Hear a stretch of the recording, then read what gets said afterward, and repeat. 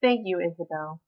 While Nate is going to describe and review the four strategic alternatives, I first wanted to go over the various decision criteria with you that we considered. Hi, my name is Gail Barney, and I wanted to talk to you about the unique situation that CPK finds itself in.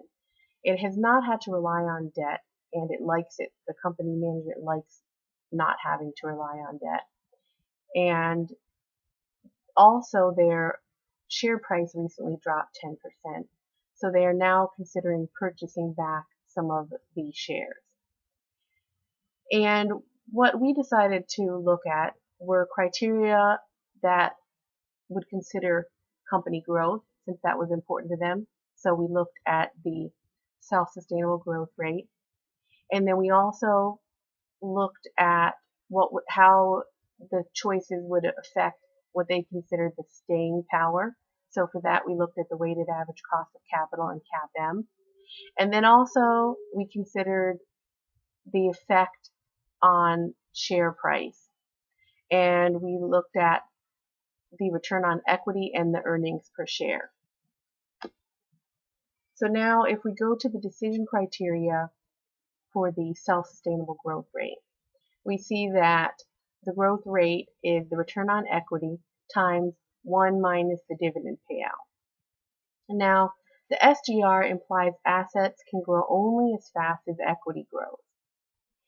And how is company growth affected? It considers how company growth is affected. And how does the decision affect profit? The second criteria that I mentioned is the WACC, and that is the cost of capital, and it considers each portion by its weight, so equity and debt.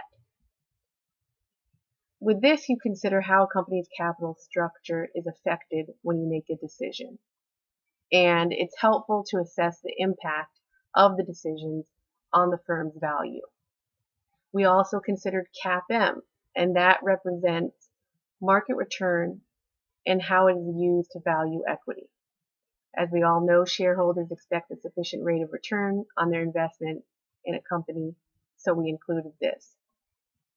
And then we also looked at return on equity, and that is used to measure the earnings a company generates from its assets.